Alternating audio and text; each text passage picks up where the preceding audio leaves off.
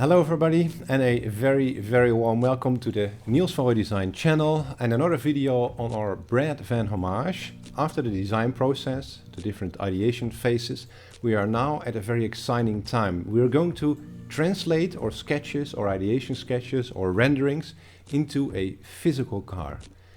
That takes a while. It obviously doesn't go from a sketch directly into metal, or in this case aluminium. It first goes into clay.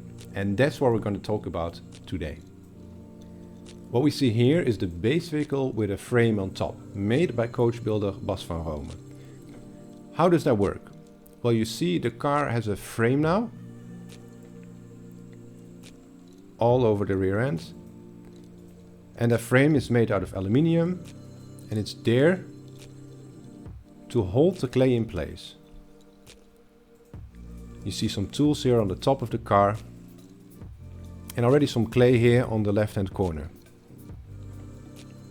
The interior is protected by this cloth here. Obviously the entire interior is gutted, but there's still a possibility that some clay can fall inside, and then it will be hard to clean it out. These lines here over the car are all there to basically hold the clay in place. You can see the original window frame here. All glass has been taken out of the car now, and you can see how the frame is running across the fender. Here coach builder Bas and myself are discussing the initial setup of the frame. Bas is doing all the work with regards to the clay, and every once in a while I come and have a chat with him to see what the progress is, what certain problems are, and how we could solve volumes, proportions, surfacing, and all sorts of issues that we come across making that transition from ideation, sketch and renderings into clay. Again, a picture that showcases the very early stages of building that frame. So here there's no clay on top yet. There's not even any metalwork behind the frame that holds the clay back. You can really see that clay model and the clay frame being constructed here. Here you see the very early stages of the clay model. The clay is only being put on the side here on the left. The entire right hand side of the car will stay free of clay. Well, why is that? All the work that has gone in the left hand side of the car is being translated into molds, and these molds will then go on the right hand side. Basically these will be paper molds, so tape molds actually. Tape will be put on the car in different layers, one flexible to follow the shape of the car, one stiff to make sure the tapes will be held together. That is then put inside out, because then obviously that side will become that side. What you can see here on the bottom of the car is actually something we discussed in the very first video, because this area here is obviously where the spare wheel would rest. Later in the process, in the clay modeling process to be precise, it was decided to cut the entire unit out of the car. And what was the reason for that? Whatever we were doing here in the rear end, this would always be visible. So we had this lovely sculpture going on, the tail lights would go in, and we had a number plate embossed there, two pipes left and right. This unit just kept being this massive eyesore. So in the end it was decided to cut it out, completely get rid of it, and just generate this lovely clean rear end. This is a photo made very early in the clay modeling process. You can see here the rear end is still undefined with the frame out in the open. A very rough setup of the surface there, and a bit more refined, but still you can see it's very rough, the surface over there. And these little clay particles from the roof basically sanding down, scraping down the roof. You will see these on the fender here.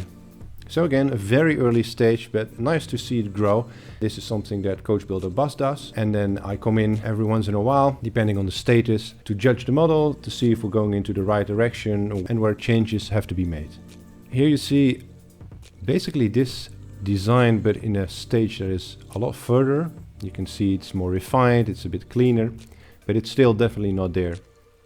What is interesting to see here is this very three-dimensional way of solving the rear end. So in the original Breadvan, the rear end is just a 100% straight element, but here you can see it's very three-dimensional, running around the corner, not just straight, but really going like that around the corner. And that three-dimensionality is something that makes the car more modern, brings it into the 21st century. And then on this photo, very rough, you can really see the clay being put on the model. So this is called industrial plasticine, a artificial clay, one could say. It's clay based on oil. You will heat it up first in an oven or perhaps in hot water or with a hot air gun, and you'll bring it onto the frame of the car, and then it dries out and it gets basically to a stage where it's a bit soap-like, you know, a bar of soap. It's hard, it stays in shape, but when you shape it with something like a knife or something that grinds the surface off, then you can sculpt it into shape. Then if you would heat it up again, the clay would get soft, and that's the beauty of it. This is a material you can basically reuse time and time again. Another nice photo just showcasing the softness of the surfacing. It really gets to a place now here where we can judge it. This is early stages, so you can see two air vents here in the top end corner with this very large surface in the back. So up until quite late in the creative process, it actually was decided that this large surface doesn't really work, and these tiny air vents here and there should be pushed that way, make them a bit bigger, and with that the design a bit more balanced. Here on the bottom you can just about see the air vent there and how soft is running around the corner, very three-dimensional. And three-dimensionality is really, I would say, the magic word, the key word if you like, in this project. So the surface of this area here would basically be, this is the main surface, so that's that surface there. And then it goes inwards and it comes outwards towards the leading edge here of the facette. So that's the facette that runs around the car. And around about there, the surface is exactly where it's at that stage, but from here it moves in, and then you have this facette here again, and there's a facette actually running around. You can see the thickness there, running around the entire vent. So it's not just a surface with a vent cut in it, it's a very three-dimensional surface all around, and even the hole, one could say, the actual vent is three-dimensional. This is a photo made by coachbuilder Bas, and you can see there's a line running from top to bottom there, and there's a line running here to there. These are both laser lights. They're being projected on the car to make sure the clay model is 100% straight. You can slowly see again the car becoming more and more mature. Here we see the larger vents being designed into the clay, and this looks a lot better. You can see the facette here right above the window running alongside the roof there. So this facette makes sure that you would read the side as a side, and then this crown of the roof there and another one there. So you would read it as different elements of the car rather than one big blob, because obviously that's the danger of a car that has no side windows, that you won't read the different elements of the car. This is Bas at work. Clay modeling is a very iterative process. It's 3 steps forward, 2 steps back, 3 steps forward, perhaps 1 step back. And what you see here, these black lines, they are, and this one as well, different tapes, different car design tapes that we put on the car. This is when I come and have a look at the car and I draw lines over the body and make sure everything looks like it should look. And if it doesn't look as it should look, then the tape lines help to define where the feature lines, where surfacing, where highlights, shadows should go.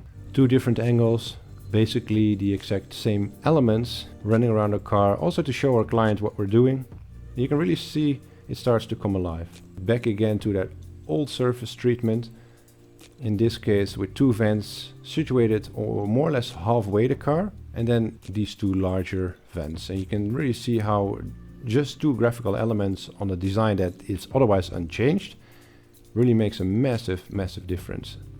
Here we see the rear end of the car. You can already see it's coming together nicely here. Nice volumes everywhere. Beautiful details in the clay. And one of these details I'd like to show you here in a little bit more depth. What we see is a very three-dimensional way of treating the surfaces. Let's have a look at the window here, because this does really showcase the amount of detail that we go into. So this here is the glass area. Then this is a facet in the clay, basically making the glass look like it's been pushed inwards, making this surface, the main surface of the rear end, look a bit less flat, because obviously it goes inwards there. So direction is that way, towards the glass. And then here we've got a larger highlight, which is combined basically the highlight that should run around about there, that way, which is this highlight there. But then it becomes a bigger highlight. It opens up and goes towards the middle of the tail lights, and there's a fade out, so it doesn't bother the surface in between the tail lights, because that's obviously rather close together, but it really gets to this lovely three-dimensional surface there. And here you see there's another split.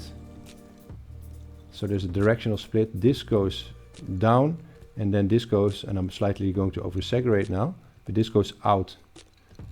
So this goes towards the viewer, let's say, towards the rear end. Straight down, and then this surface area is a little bit more towards the rear end.